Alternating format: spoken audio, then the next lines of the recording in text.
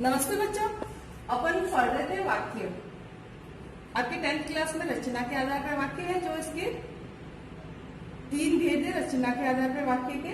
तो वाक्य शब्दों का सार्थक समूह जो है वो वाक्य कहलाता है, ठीक है ना। पदों का वह समूह जो एक अर्थ प्रदान करता है वाक्य कहलाता है। अब मिश्र वाक्य में, संयुक्त वाक्य में उपवाक्य भी होते हैं। तो कैसे होते हैं बताओ। अर्थ की पूर्णता हेतु, जब अर्थ पूरा एक वाक्य से या एक वाक्य के अंश से अपने को वाक्य के अर्थ की पूर्णता नहीं मिलती है, तो अपन दूसरे वाक्य पे आश्रित हो जाते हैं, वहां पे उपवाक्य होता है। वापस देखो, अर्थ की पूर्णता हेतु दूसरे वाक्य पर आश्रित हो, वहां पे उपवाक्य होता है, ठीक है। जैसे वह जैसे ही आया। अब ये जो सेंटेंस है, आपको लग रहा है कि एक वाक्य है। वह जैसे ही आया, आया मतलब बात खत्म हो गई, लेकिन नहीं, ऐसे लग रहा है आगे भी कुछ होना चाहिए। तो वह जैसे ही आया, वर्षा आरंभ हो गई। वह जैसे ही आया, वर्षा आरंभ हो गई। तो ये जो है इस वाक्य का उपवाक्य बन गया। अब देखो, वाक्य का अंश जो है वो उपवाक्य नहीं कहलाता। कभी भी एक वाक्य जो है साधारण वाक्य होता है, उसका अंश जो है वो उपवाक्य नहीं कहलाता, ठीक है। वो दूसरे वाक्य में ही आएगा, जो उस पर आश्रित होगा या उससे संबंध रखेगा। फिर है वाक्य में क्रिया और कर्ता, इन दोनों चीजों का होना बहुत जरूरी है, ठीक है। क्रिया और कर्ता का होना आवश्यक है, लेकिन कभी कभी क्रिया और कर्ता जो है उपस्थित नहीं होते, उनका अनुमान से पता लगाया जाता है।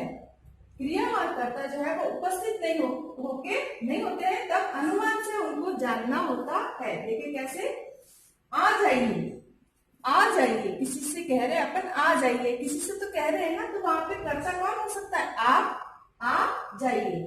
तो यहाँ पे कर्ता जो है वो उपस्थित नहीं है, लेकिन अपने को अनुमान से पता लगाना है। दूसरा वाक्य देखो, क्रिया भी कभी कभी अनुपस्थित रह सकती है। कैसे, तुम घर जाओ और तुम भी।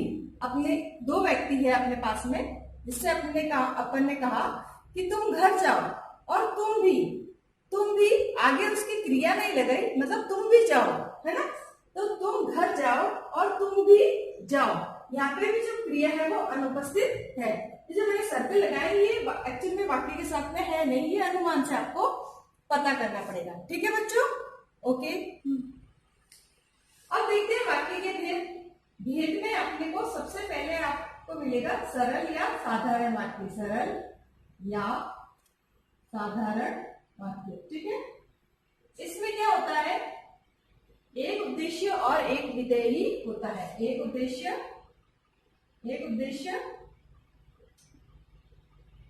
और एक विधेय, ठीक है।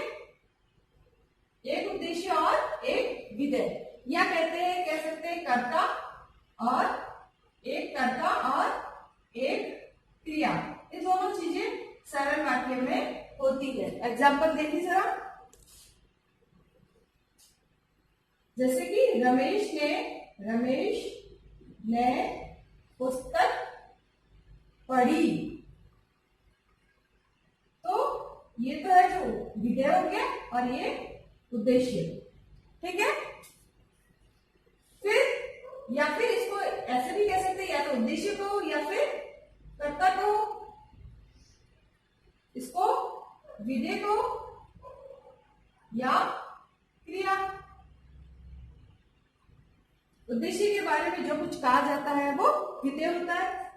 दूसरा एग्जाम्पल, राधा पानी लाती है। इस प्रकार से जो है ये साधारण वाक्य की पहचान है। इसमें एक उद्देश्य और एक विधेय होता है, एक कर्ता और एक क्रिया होती है, ठीक है। दूसरा संयुक्त वाक्य, कौन सा है? संयुक्त वाक्य।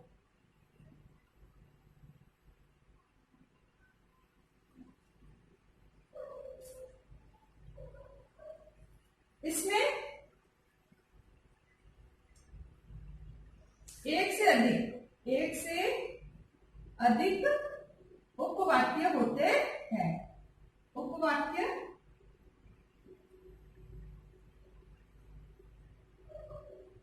होते हैं तथा सभी उपवाक्य जो है वो समान स्तर के होते हैं। कैसे होते हैं? समान स्तर के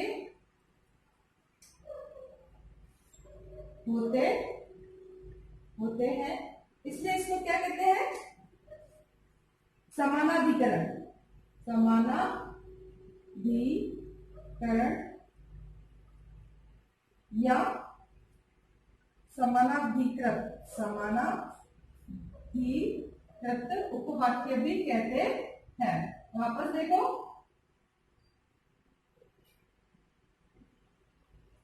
इसमें एक से अधिक उपवाक्य होते हैं, सबसे पहली बात तो। फिर सभी का समान महत्व होता है। सारे उपवाक्य जितने भी होते हैं एक से अधिक, उन सारे उपवाक्यों का समान महत्व होता है, इसलिए समानाधिकरण कहते हैं या समानाधिकृत, मतलब समान अधिकार रखने वाले होते हैं, इसलिए इस उपवाक्य को समानाधिकरण उपवाक्य या समानाधिकृत उपवाक्य भी कहते हैं। अब देखो, इसके भी 4 भेद है। सबसे पहला होता है संयोजक। कौन सा होता है? संयोजक। संयोजक उपवाक्य में क्या होता है? दो कार्य या दो स्थितियों को जोड़ने का कार्य करता है। जैसे शुभम ताजमहल देखने गया और शिवम लाल किला। देखो क्या है? दो कार्य या दो स्थितियों को जोड़ने का काम करती है, या तो दो कार्यों को जोड़ता है या दो स्थिति को जोड़ता है, वो कहलाता है संयोजक। ठीक है, इसमें शुभम जो है वो ताजमहल देखने गया और शिवम लाल किला। ठीक है, तो यहाँ पे और तथा ऐसे जो शब्द हैं वो इन वाक्यों को जोड़ने का काम करता है। क्या क्या? और तथा। ठीक है, जोड़ने का काम करता है दो स्थिति को या दो कार्यों को। ओके, हाँ, तो अभी अपन ने पढ़ा संयोजक, उस संयुक्त वाक्य के भेद। सबसे पहला था संयोजक, जो दो स्थिति या दो कार्यों को जोड़ने का काम करता है। दूसरा है विभाजक। ठीक है, विभाजक में क्या होता है? उसका जस्ट उल्टा हो जाएगा। दो स्थिति या दो कार्यों के बीच में विकल्प। दो कार्यों या स्थिति के बीच विकल्प, या तो ये कर लो या ये, ऐसे विकल्प। एक कार्य होगा, एक दूसरा नहीं होगा, तो दोनों के बीच में विकल्प जो है वो आपको चुनना होता है कि या तो ये काम कर लो या ये। एग्जाम्पल देखो, मेहनत से कार्य करो अथवा कार्य छोड़ दो। या तो मेहनत से कार्य करो या फिर कार्य जो है वो छोड़ दो। तो ये विकल्प हो गया, या तो ये करो, मेहनत से करो, नहीं तो छोड़ दो उसको। विकल्प मीन्स दोनों चीजों के बीच में आपको एक चीज जो है वो चुननी पड़ती है, चूज करनी पड़ती है। ठीक है, ये हो गया विभाजक। इसमें शब्द क्या क्या होगा? देखो यहाँ पे अथवा आया ना, अथवा के जैसे या और यानी, न ऐसे जो शब्द है वो आएंगे। फिर तीसरा है विरोध। विरोध में जो है दो कार्यों या स्थिति के बीच में विरोध बताता है, के बीच विरोध का आभास होता है। ठीक है। कैसे देखो, मैंने बहुत समझाया, मैंने बहुत समझाया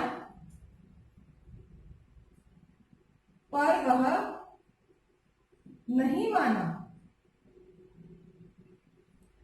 यहाँ पे पर जो है दो वाक्यों को जोड़ रहा है कि मैंने बहुत समझाया पर उसने वो नहीं माना, मतलब उस बात का विरोध कर रहा है। विरोध हुआ यहाँ पे, समझाने पर भी वो नहीं समझा। ऐसे ही यहाँ पे जैसे पर से जोड़ रहा है, वैसे लेकिन, परंतु, पर, बल्कि, ऐसे अवयव शब्दों से जुड़ा होगा। ये सारे शब्दों से ऐसे वाक्य जो है वो जुड़े हुए होते हैं। ठीक है। लास्ट परिमाणवाची, क्या होता है? परिमाणवाची। इसमें क्या होता है? दो कार्यों और दो स्थितियों के बीच में, दो कार्यों या स्थितियों के बीच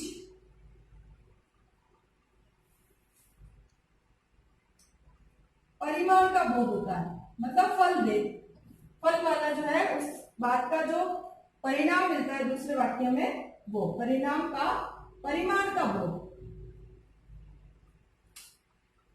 परिणाम का बोध हो।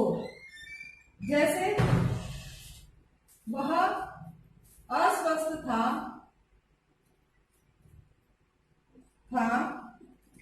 इसलिए लेटा रहा। क्या करा? लेटा रहा। मतलब ये लेटा क्यों था? क्योंकि वो अस्वस्थ था। तो परिणाम बता रहा है इस चीज का कि वो अस्वस्थ था इसलिए लेटा रहा। तो ये दो वाक्यों को जोड़ने वाला यहाँ पे जो है वो इसलिए है। इसलिए कि जैसे और कौन से शब्द हो सकते हैं? प्राय, अतः, सो, ऐसे शब्द जो है वो दो उपवाक्यों को जोड़ता है। ठीक है।